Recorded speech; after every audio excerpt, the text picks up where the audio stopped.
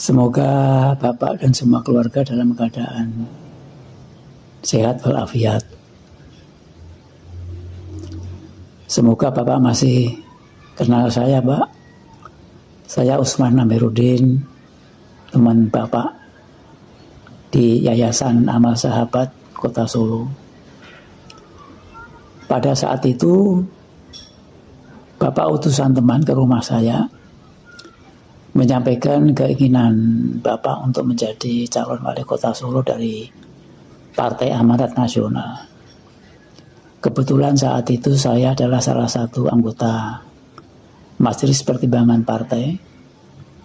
Apa yang menjadi keinginan Bapak saya sampaikan kepada pengurus, sehingga diadakan pertemuan resmi di Hotel Agas. Pagi harinya teman-teman menyampaikan kepada saya bahwa Bapak bisa diterima dengan senang hati untuk menjadi calon AD1 dari Partai Amanat Nasional, dan saat itu Bapak disandingkan dengan almarhum Dr. Esther Yuliadi sebagai AD2. Alhamdulillah pada waktu itu kami bersyukur memiliki calon yang lengkap. Namun dalam perjalanan Bapak pindah ke PDIP. Bagi saya, Pak, semua partai politik adalah saudara kandung yang lahir dari rahim yang sama, yaitu Ibu Pertiwi Indonesia. Kecuali PKI, Pak. PKI itu bukan saudara kandung kita. PKI itu lahir dari negeri Belanda. Sehingga PKI itu bukan saudara kandung kita. Bahkan di dalam ketetapan MPRS nomor 25 tahun 66, PKI sudah dinyatakan organisasi terlarang dan menjadi musuh negara. Cuman sayangnya, Pak, kebijakan-kebijakan Bapak, terutama di periode yang kedua Presiden, Bapak kelihatan sekali pembelaannya kepada PKI. Sehingga banyak sorotan-sorotan dari rakyat bahwa Bapak ini seakan-akan anggota PKI, atau ada yang mengatakan bahwa Bapak lahir dari keluarga PKI. Kalau itu yang terjadi, Pak, ya Bapak harap maklum, Pak. Karena itu fakta di lapangan seperti itu. Pada kesempatan ini, Pak, saya ingin meneliti mengenai karir politik Bapak sejak menjadi Gubernur DKI sampai Presiden 2 kali. Namun kalau di dalam saya meneliti ini ada kesalahan, ada kekurangan, saya mohon dengan hormat untuk bisa diluruskan, Pak, kalau saya dianggap sebagai teman. Tapi kalau saya dianggap sebagai lawan, ya monggo Bapak. Akan dihadapkan ke meja hijau oleh penegak hukum, saya rela, Pak. Tapi saya meneliti ini tidak punya maksud jahat. Namun kepingin mengetahui apa yang sebenarnya terjadi pada saat Bapak memimpin sampai 2 periode.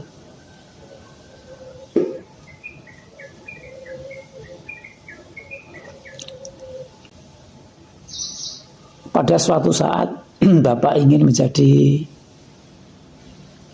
Gubernur DKI. Hal ini didengar oleh Pak Prabowo. Kemudian Pak Prabowo datang ke Solo dan siap untuk mengorbitkan Bapak menjadi Gubernur DKI. Dan alhamdulillah ternyata apa yang menjadi perjuangan pengorbanan jerih payah Pak Prabowo berhasil. Bapak menjadi Gubernur DKI.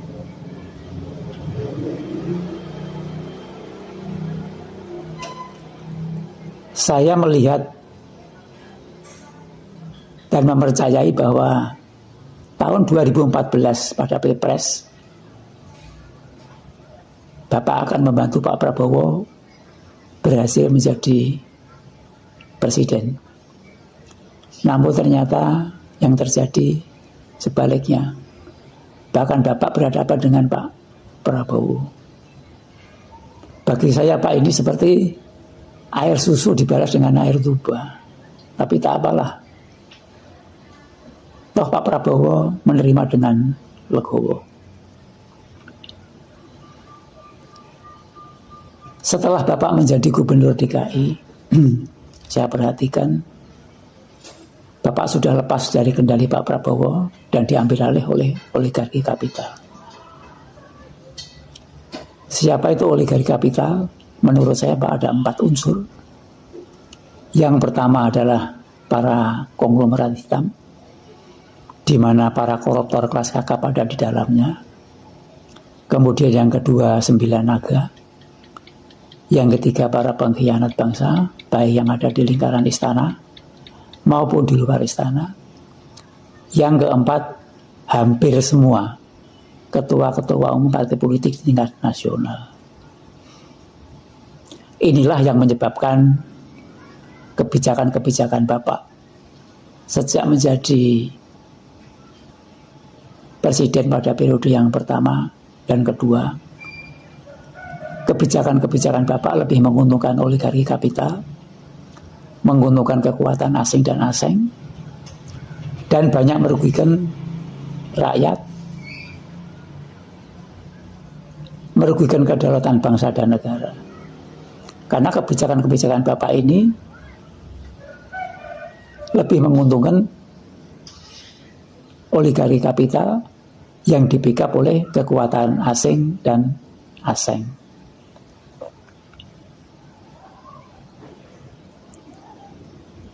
Kalau saya perhatikan Pak, akhir-akhir ini,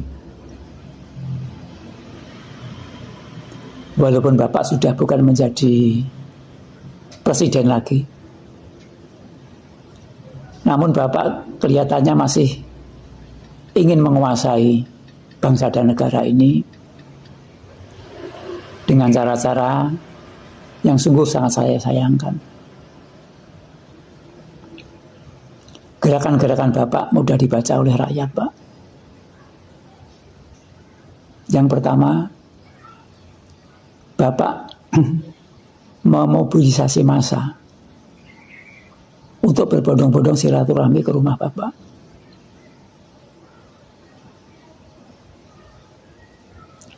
Kemudian Bapak juga menyebar banyak bansos di masyarakat. Kalau tujuan Bapak ingin gerakan sosial, kan tidak harus Bapak terjun sendiri ke lapangan. Namun serahkan saja ke panti-panti asuhan, ke tempat jompo, dan sebagainya. Itu akan lebih mulia, akan lebih bagus. Tapi karena Bapak punya tujuan lain untuk tetap populer, maka itu yang Bapak lakukan. Kemudian juga banyak mempengaruhi kebijakan pemerintah. Karena di dalam kabinet masih banyak orang-orang yang Bapak. Sehingga banyak kebijakan-kebijakan pemerintah ini yang disoroti oleh rakyat secara negatif.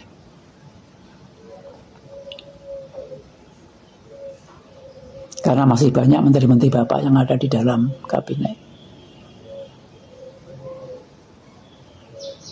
Kalau Bapak ketahui bahwa mereka itu masih patuh, sangat patuh kepada Bapak. Karena mereka adalah keluarga besar PKI Gaya Baru yang belum pernah diuntungkan oleh presiden-presiden sebelum Bapak. Di bawah pemerintahan Bapak, keluarga besar PKI Gaya Baru yang paling diuntungkan, Pak. Sehingga sampai saat ini mereka masih berlindung dan minta support dari Bapak. Kalau gerakan-gerakan ini masih dibiarkan, Pak, masih Bapak teruskan, akan menjadi bola liar, Pak, yang sulit kita kendalikan. Dan bukannya tidak mungkin tragedi berdarah tahun 1965 akan terulang lagi. Karena yang kami hadapi adalah kekuatan PKI Gaya Baru. Ini harus kita cegah, Pak, dengan cara Bapak menghentikan gaya politik yang busuk ini, Pak. Seharusnya Bapak memberikan balas budi yang baik kepada Pak Prabowo, mensupport, karena Pak Prabowo punya niat yang sangat bagus untuk kepentingan bangsa dan negara, dan melepaskan diri dari penjajah asing dan asing. Mudah-mudahan, Pak, apa yang saya sampaikan ini menjadi bahan pertimbangan Bapak yang serius, agar tragedi berdarah tidak terulang lagi, karena itu sangat-sangat merugikan bangsa dan negara dan menguntungkan negara-negara asing. Mereka akan mengambil keuntungan, Pak, di saat kita sedang konflik internal, konflik horizontal. Agar kemelut yang terjadi di saat pemerintah Bapak ini terurai, Pak, maka Bapak harus diadili. Bapak tidak boleh untuk tidak diadili, Bapak harus diadili. Dan saya ada di dalamnya, Pak, untuk berjuang untuk mengadili Bapak. Ada 3 pilihan. Yang pertama, Bapak diadili negara di hadapan penegak hukum. Kalau para penegak hukum tidak mau melakukan ini, maka yang terjadi adalah pengadilan rakyat, yang istilahnya sekarang itu di Nepal, kan, Pak.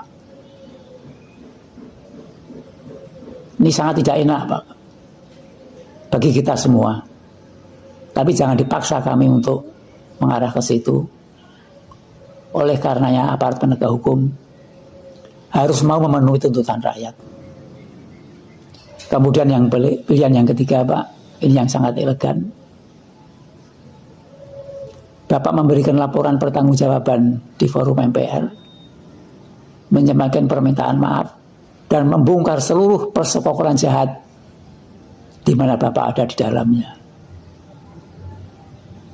Ini pilihan yang paling enak, paling elegan, sehingga kemelut yang terjadi bisa terurai, sehingga tidak akan muncul pada pemerintahan-pemerintahan yang akan datang. Sekedar Bapak ketahui bahwa gerakan-gerakan Bapak ini terbaca untuk merongrong, untuk menggulingkan Bapak Prabowo dari kursi kepresidenan. Karena di belakang Bapak adalah kekuatan-kekuatan keluarga besar PKI Gaya Baru yang takut akan kepemimpinan Pak Prabowo. Karena musuh PKI Gaya Baru adalah kekuatan umat Islam dan TNI, khususnya Angkatan Darat. Sehingga Pak Prabowo harus jatuh dan diganti dengan anak Bapak. Demikian, Pak, hasil penelitian saya. Mudah-mudahan Bapak bisa memahami. Dan sekali lagi saya sampaikan, kalau saya dianggap teman, luruskan kalau penelitian saya ini salah. Tapi kalau saya dianggap lawan, silakan hadapkan saya kepada aparat penegak hukum. Terima kasih. Kurang lebihnya mohon maaf. Wassalamualaikum warahmatullahi wabarakatuh. Hari ini Selasa 30 September 2025. Terima kasih.